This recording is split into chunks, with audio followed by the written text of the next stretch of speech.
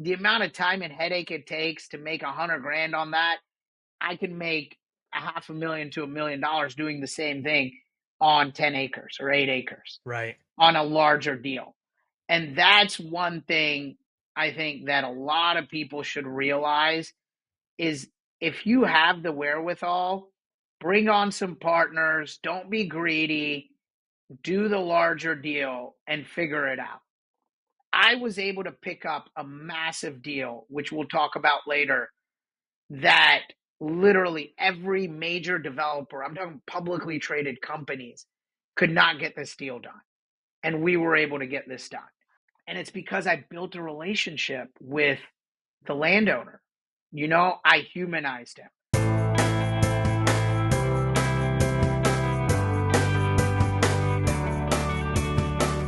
Hey, what's going on, everybody? Welcome back to the Land Development Podcast. I'm your host, Ryan Glick. If this is your first time joining us each week, when you tune in, you will hear one of two different types of shows. Sometimes when you tune in, you're going to hear industry news. That's where we pull up a few different headlines and we talk about what it means for the land development industry. Then other times, we have an interview style show where we have on someone associated with the industry and we dig into some topics that are of interest to them. Now, today I'm excited to have with me Gaurang Gala, who is the CEO and founder at Gala Investments based out of North Carolina. Gaurang, thanks for joining me.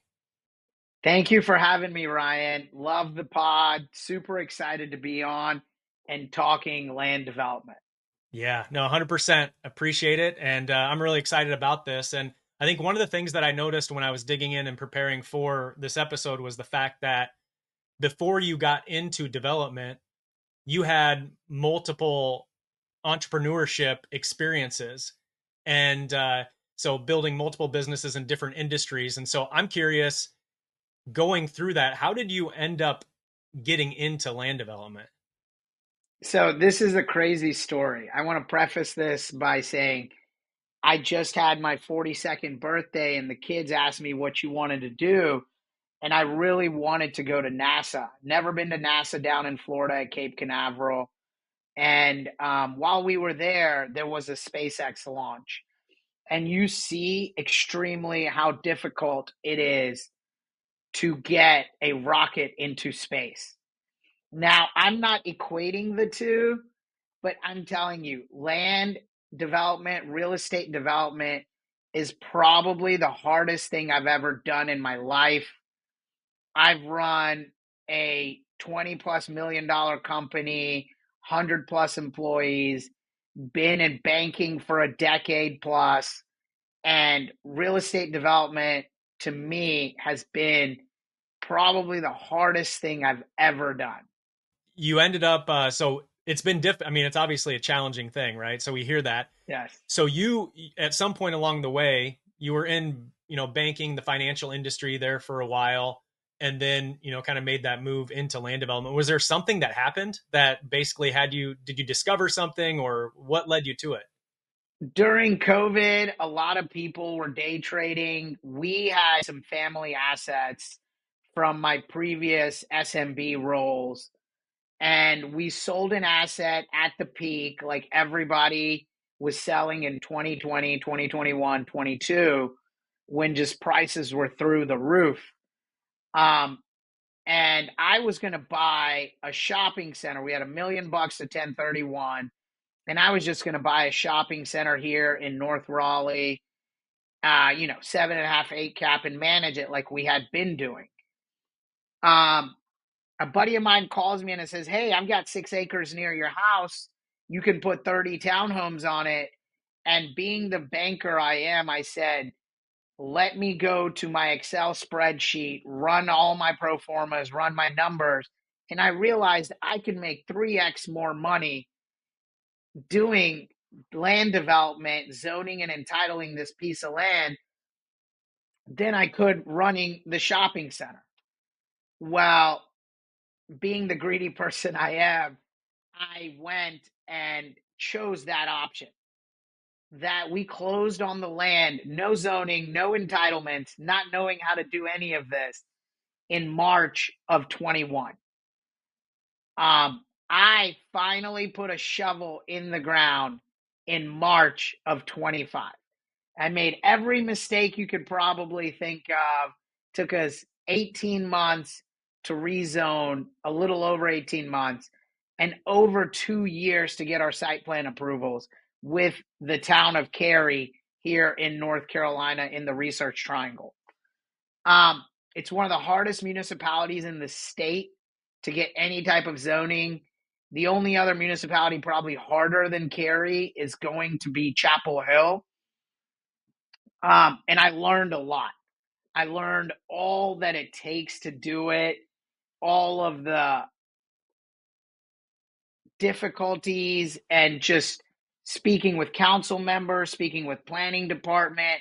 I went in the heat, door to door with the neighbors, having them sign a petition to get my zoning approved. The first time it went up, the person we had hired to help us with the process had absolutely done no work, and we had paid her over $25,000, Dang. assuming she had made the phone calls to the council members and she had done nothing. It was crazy. So I made every mistake in the book. And when you get those victories, the highs on it, it's like a drug, you know? And now from that, we've got 8 projects currently, about $250 million in the pipeline. Nice. So that obviously led to your company, Gala Investments. And so I Yes, that's sir. kind of where I wanted to go next, is digging into a little bit of what exactly your company does. What's your appetite? What types of asset classes do you work with, and types of projects do you do? So my investment thesis is based on the fact that the Raleigh, Durham, Chapel Hill Metro, what I like to call the Research Triangle, is top 2, top 3 fastest growing metros in the United States. It's usually 1 and 2 behind Austin. Nashville's in there in the top 3. Um, and it's outside of the major Florida cities and Texas cities. And so there's not a lot of people doing what we do, first of all. And second of all, with everyone moving here, there's a massive demand for housing, right? Single family, multifamily, mixed use, and senior housing. And so that is our focus. And we also believe the jobs here. So the way the triangle is made up is very unique. I describe it as the Bay Area of the East Coast, because we have Research Triangle Park near the airport in the middle of the triangle. You have Raleigh here, Durham here, and Chapel Hill here. And in the middle is Research Triangle Park and the airport. Everything here is set up on campuses, unlike a major downtown like in Austin or Dallas or Miami, all of those places, Atlanta. Um, So it's very similar to the Bay Area, where you have Apple in Cupertino. Google is in Mountain View. Um, Microsoft is in San Jose. Facebook is in Palo Alto, right? And they're all over the place and scattered around, whereas nobody's really in downtown SF except for the heroin addicts on the street. And so really, we're bearish on the downtown model here. There's no jobs in Raleigh downtown. So I don't have a single project in Raleigh downtown. We are focused in and around Research Triangle Park because you cannot build housing in the park. So we are building as much housing as we can and finding land around Research Triangle Park, because that's where the highest paying jobs are in what I call the 5 knowledge industries: tech, biotech, pharma, healthcare, and finance.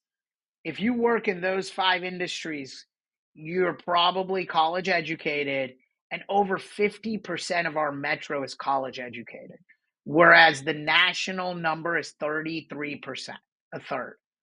So we have a highly educated workforce here with 3 large, massive research universities, UNC, where I went to school, Duke University, and North Carolina State University, which has the top engineering program, in my opinion, in the southeastern United States.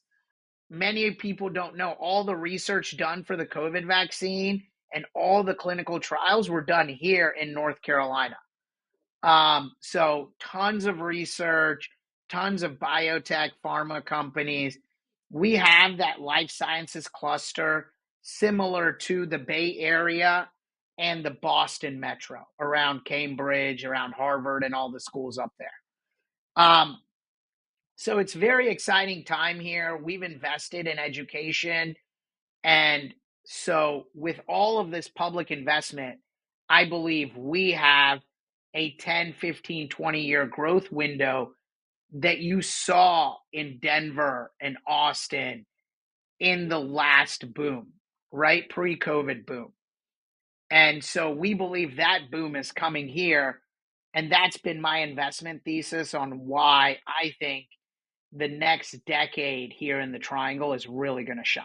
So I'm a big proponent of it. Yeah, well, that's really interesting, and I mean, it makes a lot of sense how you laid that out and why you would be so bullish on on that market and in those asset classes. I was also thinking about as you were talking, I was thinking about how you know I've had a lot of conversations over the last couple of years with people who come into development from different industries, right? So you have the civil engineers who start out as engineers and then they get into development, and their background in engineering helps them tremendously getting into land development. Now, in your case, you have this banking background and the finance background. I'm curious how that has helped you get into the development industry, being able to crunch the numbers and stuff the way you're probably able to do.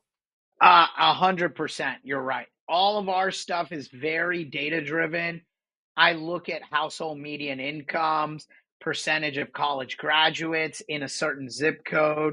The harder a municipality is to work with, the more we want to be in that municipality. Because once it's done, your premium from undeveloped land to entitled lot is so much higher because it's so hard to do. And therefore, you get a bigger return on investment. We look at it that way.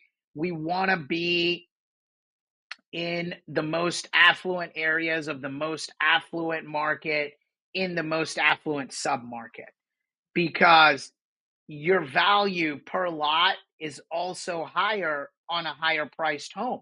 That's just how Toll Brothers, your custom home builders look at it. If it's a $2 million home, I can sell that lot for 400 grand. If it's only a $500,000 home, I can only sell that lot for 50 to 75K. And it's the same amount of work, Ryan. We all know it's the same amount of work and time.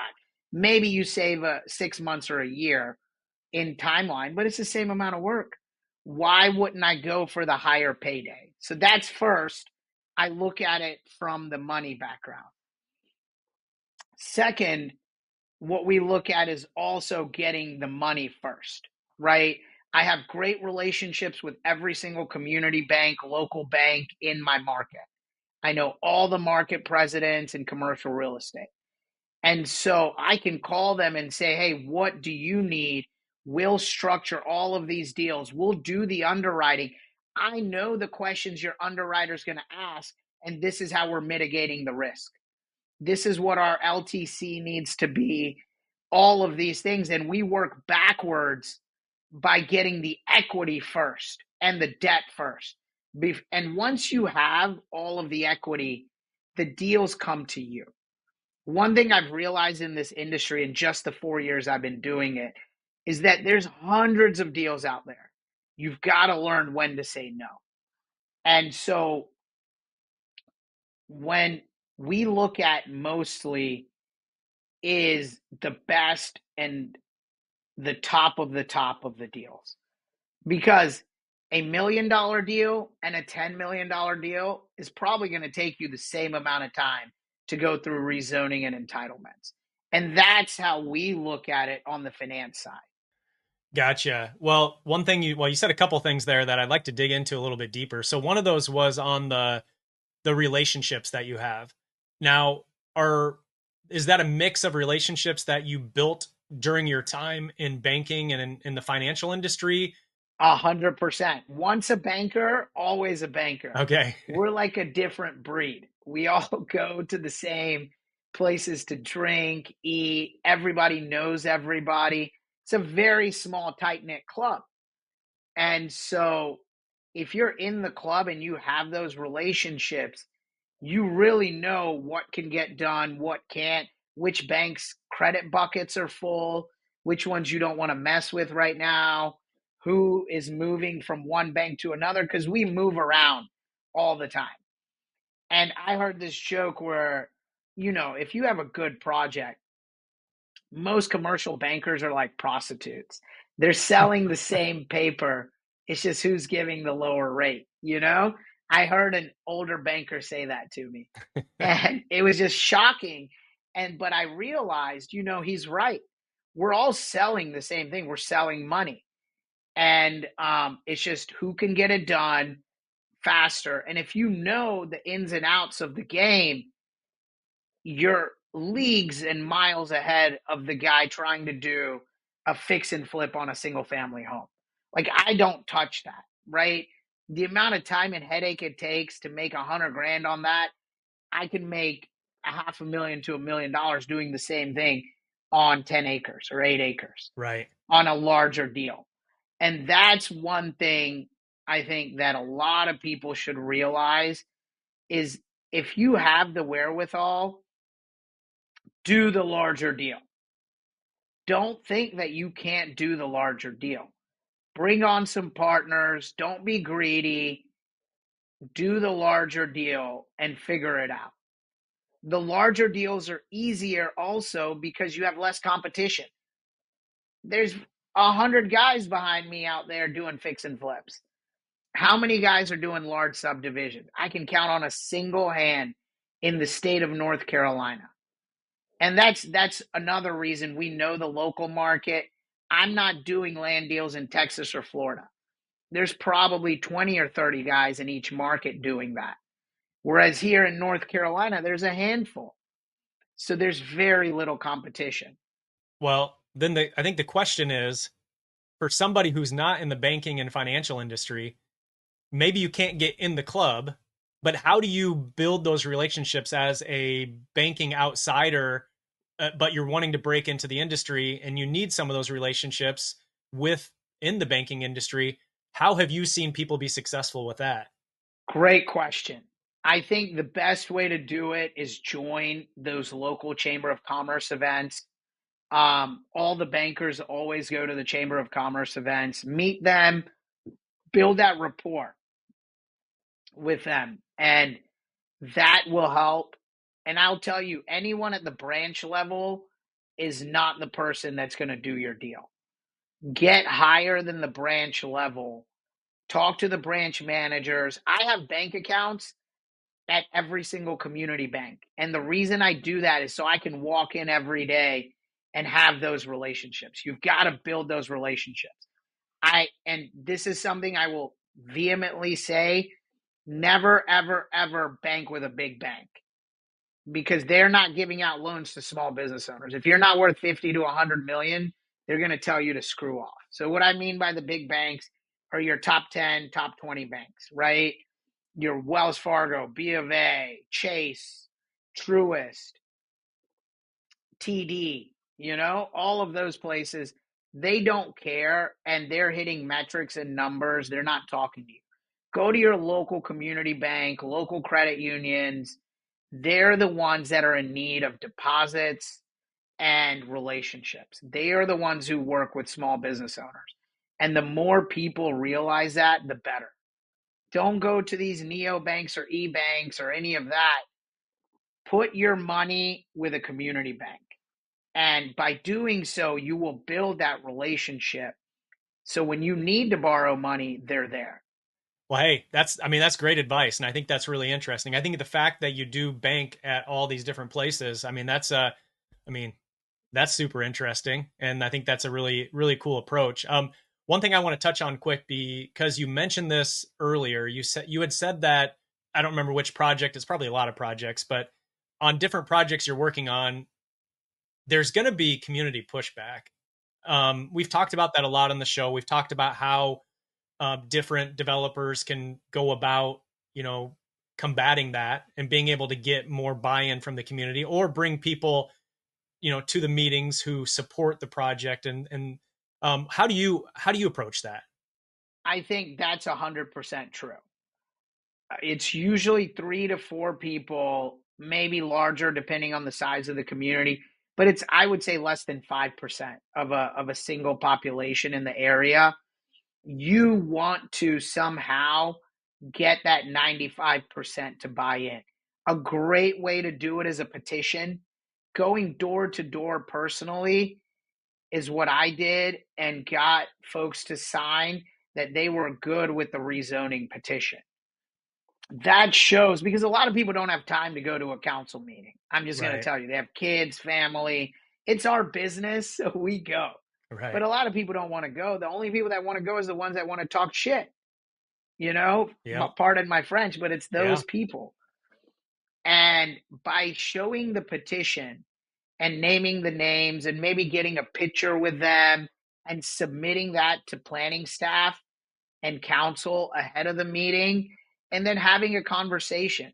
Be like, look, I know you 5 people here in the audience really don't like this project, but your neighbors, Stacy, John, Mark, and the pictures can pop up and you can show the petition and be like, they are all for this project. So I would advise you guys to talk to your neighbors and figure out why we're trying to do everything here to bring in housing. I think that's an approach that we've heard some people talk about, of getting some of them in there to support it. And I think our last episode, that one of the last ones we had released, was talking about some of the approaches you can take to try to get more of that buy-in. I think as a community, I guess the community in general, the development community in general, it can be very, I mean, we're pretty focused on our projects, right? So everybody's focused on their project, getting approval for their project, getting it moving along. While there are some things happening or in the works at the government level that's trying to make it easier for that process. In the meantime, it's like everybody's just trying to get their project through. And so I think what you said makes Exactly. sense. Yeah, yeah. And what you said makes sense. But how about on the banking side? So what, somebody who's getting into development and they are looking for the best vehicle to get their first project off the ground, with your financial background, what should they be looking at as far as trying to find the right type of financial vehicle to use to fund it? I mean, is it through a bank? Is it a different approach completely? My thought is you've got to get, and I mean, this is development 101, is you've got to get the dirt under contract and allow you enough time to get the rezoning approved. There, you're using your own private capital, or you and your partners private capital, to put down earnest money deposits, right? One of the things we do here, we really believe in the market and the area. I will have money go hard day one, and the only contingency we put on it is an environmental contingency. That way the landowners know we're serious. We do smaller earnest money deposits, but we'll do every 90 days. We'll give them more hard money. And the reason we do that, it allows me to have a conversation with the landowner every 90 days when they're coming to pick up a check or they need a wire. Like, hey, how you doing? How are your kids? You've got to build these personal relationships with your sellers. I was able to pick up a massive deal, which we'll talk about later, that literally every major developer, I'm talking publicly traded companies, could not get this deal done. And we were able to get this done. And it's because I built a relationship with the landowner. I humanized him, and these kinds of things. Once you do that, once you get the rezoning, depending on what market you're in, what the demand is, you want to be talking to, if your plan is to flip it, let's say, to a home builder, you need to be talking to those home builders towards the end, about a month out from your rezoning approval, if you know you're getting that rezoning approval. Get an LOI in hand. Now you've mitigated risk. Once you get that LOI in hand from Toll, NVR, Lennar, Pulte, DR, whoever, right? You've got an LOI in hand. Whether you're going to take it or not doesn't fucking matter. You have the LOI. You can play that LOI, by the way, against all the other builders. And you want to institutionalize that process of getting those in the future through a large real estate firm. CBRE, JLL, Cushwake, even your local commercial real estate firm that knows the market really well. And you want to go through a bidding process and all that. That's on the sales side. But what this helps you with, the bank is now I've mitigated risk. I've got the zoning approved. We just have a window of, let's say, a year, year and a half. I need this loan. You should be able to get 65, sometimes even 75 LTC on that dirt. A lot of people don't know this, right?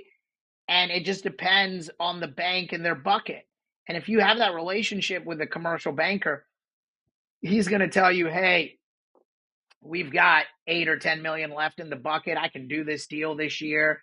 But if not, I've got Buddy down the street at Iowa Community Bank that can do this, or Texas Community Bank, and their bucket is empty and they've got a ton of room. He'll be more aggressive on the deal, because we all farm out deals to our buddies. And that's where you'll get the high LTC. You should never be going to a hard money lender. You know, a lot of the hard money lenders are going to hate me for saying this on the dirt, and they're charging 30%. I know those guys. Only if you're in trouble, right? They go to the folks that are naive. But if you can build those relationships with your community bankers, they'll do your deal. It's all relationship based.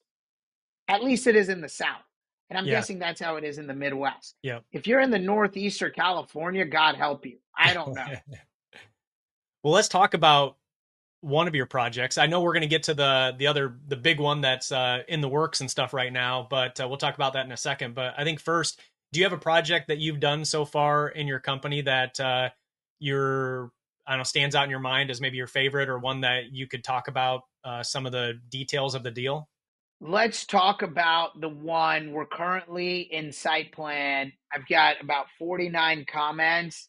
It's a really cool opportunity. It's a JV with the landowner. I don't know if you've had other guests talk about how to do a JV with the existing landowner, No. but I'll kind of talk about this very complicated way we structured this. It's a third of an acre here in downtown Cary, and it's right across from the new downtown Cary Park. The town of Cary spent $80 million on this park. It was named #1 park in America.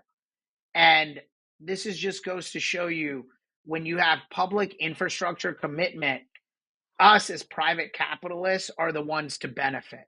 So local government, anybody that listens to this podcast in local government, you're not a Democrat or Republican. Your goal is to get schools, fire, trash, police, and lifestyle to your community. And that should be your 5 goals. The town of Cary is known for its parks and its trailways, and that it's family friendly. Overall, I would say the Triangle is the best place to raise a family in America. You know, if you're young in your 20s, it's probably not the right place for you. But if you're in your 30s and you're married and you have kids, this is the best place in America to raise a family. I would put up any city against the Triangle for that. But they built this park, and we have a third of an acre. It's already zoned HMXD zoning, which is the highest density zoning in Cary. And I got this deal referred to me from my civil engineer that we use for everything. He was like, we have an old guy, Dr. Franklin, pediatrician here, 30 plus years. He doesn't want to sell his land. Everybody's offered him all kinds of money. And he wants to do a joint venture.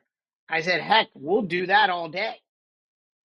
And we offered him a price based on the top number anyone would offer him. I said, I'll go 100 grand over it because I knew the value of the dirt with the new $80 million park. And I had seen comps on the townhomes. Townhome originally sold for 750,000. The latest resale was for 1.8 million. And Mm. this is not a Brooklyn brownstone. This is downtown Cary. And so we knew the money was there. And then we looked at the zoning. It's the highest density zoning. And we said, how far can we stretch the zoning? So on a third of an acre, I'm going underground with the parking, and we're putting a 5-story mixed use luxury condo building. Never before done in the town of Cary. Everybody was like, the audacity of this guy, right? And we papered this up ahead of time.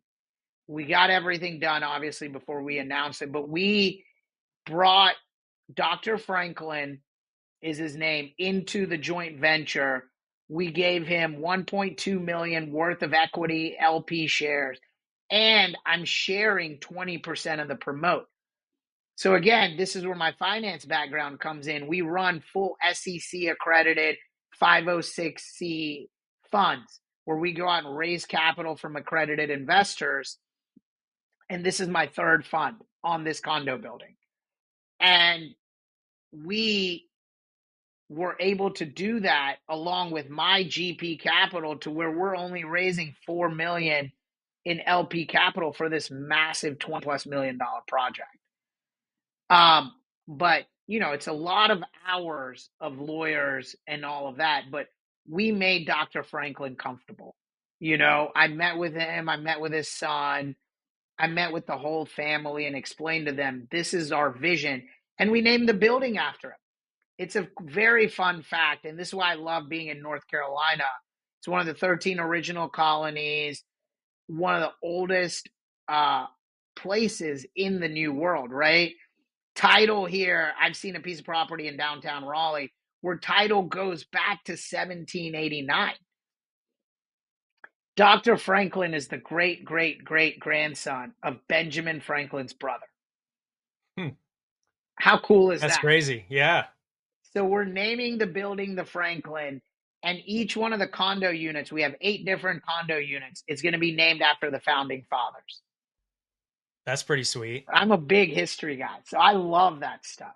Yeah. Well, you know, you were, as you said that, I thought about, I mean, this goes way back to probably, I don't know, one of the first 40 episodes we did where we had a developer out in Idaho who was on the show talking about a big development he did where something similar where they wanted to make sure the land that they purchased and they were doing the develop on paid, you know, had some they kept some of the history there, right? So they named some things after the family that they bought the land from and things like that. That's really cool to see that, you know, see some of that happen to And still keep people the love history. that. Yeah. People love that. You Yeah. know, it's like you're stroking their ego a little bit. You're also paying homage to history, right? And there's tons of history here. He tells me Jones Franklin Road here is named after his family farm. When Sherman was coming through the South during the Civil War, the last battle the Union troops fought was against the Confederate troops in Fort Raleigh before he meets up with Ulysses S. Grant in Appomattox, Virginia, and surrounds Robert E. Lee and ends the Civil War. It was the last battle was right here behind me, Hmm. about 20 minutes away. And I mean, I love that stuff, right? I think America is the greatest country in the history of the world. My parents immigrated here when I was 5 years old, and I am always Team America. 100%. I'm with you. I'm with you for sure. Just for everybody listening, the episode was with Tyler Hess. If you want to go back and listen to that, it was all the way back in February of 2024. So it's been a minute Oh, wow. since we had that conversation. So you had said something there when you were talking about the project that you had mentioned almost some naysayers about you digging in, you know, the audacity of you to do this project or whatever. What are the critics saying? Like when you came in and wanted to do this, what were they saying? Oh my gosh. So we have a church behind us. We were trying to get access from the church. Trying to do anything with a church, Presbyterian church, is like pulling teeth. They work on God's speed, Yeah. which is an eternity. Um, and the neighboring townhomes, these are, tell you, $1 million plus townhomes. The HOA president of that townhome community is the ex-mayor of the neighboring town. So he knows everybody on council. He knows the mayor, all of this. And he's constantly bashing me and the project on Facebook and in the Facebook groups, trying to get everything riled up. Thank God we have it already zoned by right, you know? Mm-hmm.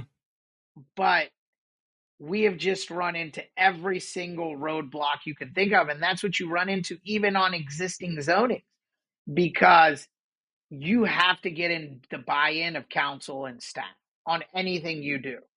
If you don't have the buy-in of the council and staff, they will make your life a nightmare. And that's the other thing we do also, is we spend a lot of money on land use attorneys. Even in our meetings, we try to have our land use attorneys in every meeting. And they're the ones who say, yeah, you may want this, but legally you cannot ask for this. And the last thing a council or a city wants is a lawsuit. And you don't want to go there either.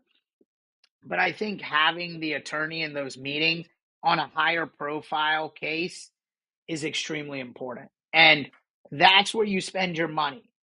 Is you spend your money without looking at it on your land use attorney and your civil engineer. Those two people are your best friends in land development. Well, let's shift into the last segment, the lightning round here. So I've got 5 questions for you. I'm interested to get your Yes, thoughts sir. on these. First one for you is, what's the best piece of advice you've received so far in your career? I would say it is, have the audacity to do what others don't. Go big, go home, basically. It, like I was saying earlier, is just as difficult to do a $1 million project as it is a $10 million project. So do the $10 million one. All right. If you weren't in real estate, what would you be doing? I think that's an easy question. I think it's banking. Yeah, I I wondered. really enjoy it. You know, I've done it. As an SMB entrepreneur, I'd probably be building businesses or be in banking.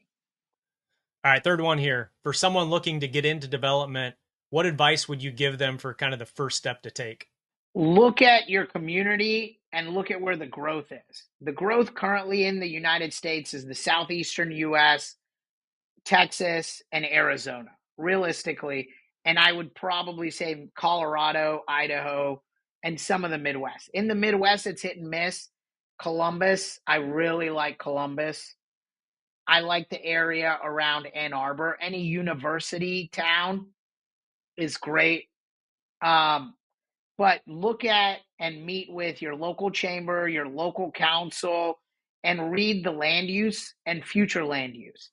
That'll give you an idea of what the town wants to do or city wants to do. Once you have that, look for pockets of inefficiency.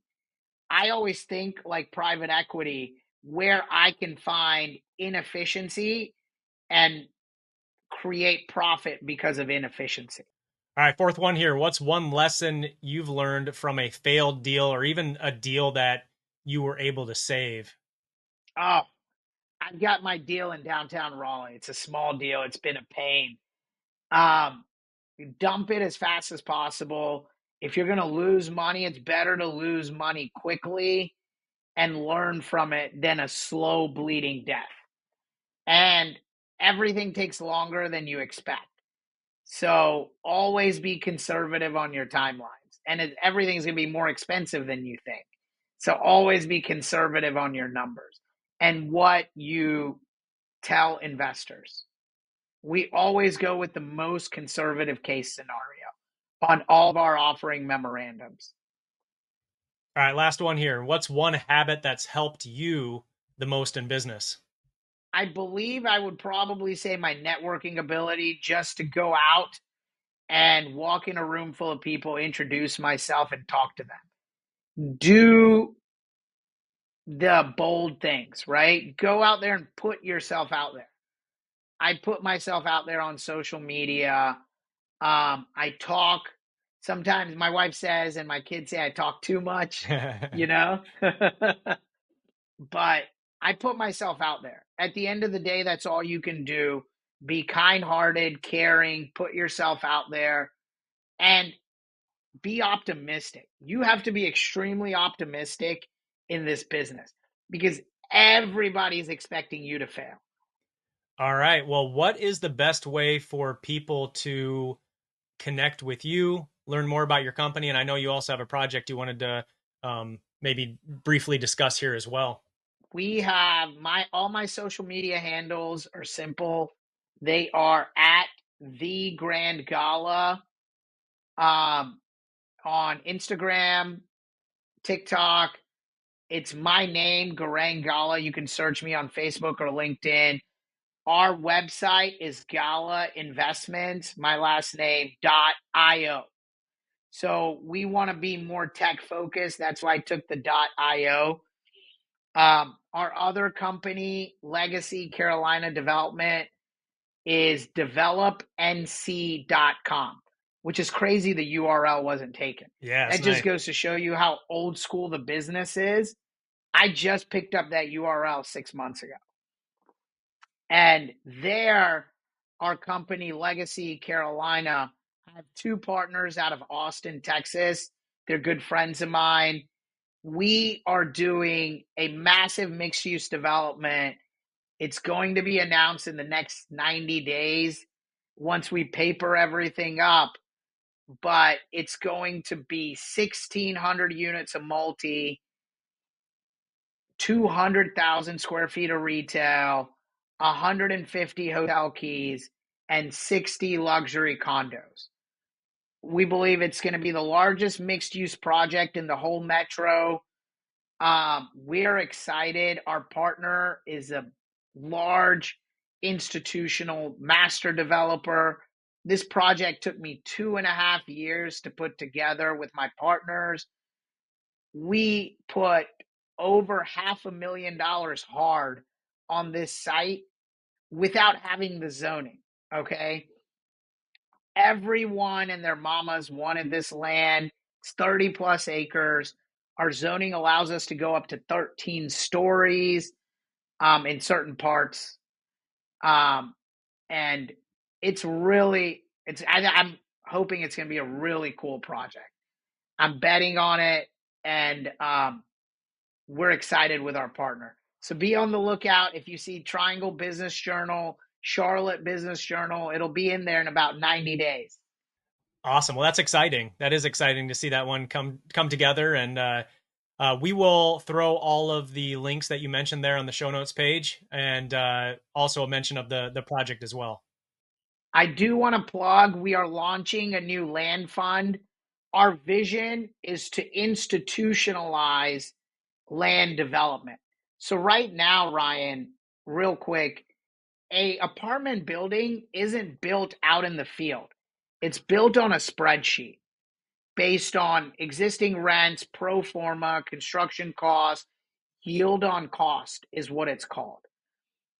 Single family homes, townhomes, neighborhoods with your publicly traded builders are built on a spreadsheet based on their timelines and guidelines. That's what we want to do with land development. We want to institutionalize that whole process. And currently, it's the wild, wild west out there. We're going to bring in data analytics and all of that. And that's what we're doing with our $20 million land fund. And we've launched the new American Capital Land Fund. Next month is when we launch it in September. And we're raising $20 million to go out and find a ton of dirt, rezone it, entitle it, and flip it. There's no vertical construction in this fund. It's pure land acquisition, rezoning, and entitlement. And that's where we believe we create the most value. Awesome. Well, is there a certain place where people should go to if they have interest, if we have any accredited investors listening that are interested in reaching out and have interest about this fund, where should they go? Yes, please go to my website, galainvestments.io, and fill out the interested page, and we will have our investor relations team reach out to you. Perfect. All right, guys. So, like I said before, if you check the show notes page, which you can get to from the description of this episode, look down there, you'll see a link. You'll head over to the show notes page. On there will be all of the links we just discussed. And that's really all for this episode, Gaurang. I really appreciate you joining, kind of sharing some wisdom with Thank you for everybody. having me. Yeah, Thank for you for sure. having me, man. It's been great. Really appreciate it.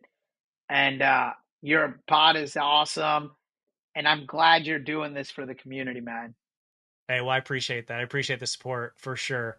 All right, guys, if you're not already subscribed, click that button or tap that button if you're on mobile, and we'd love to see you back for the next one. All right, with that Yes. said, we will wrap it up and talk to you guys next week.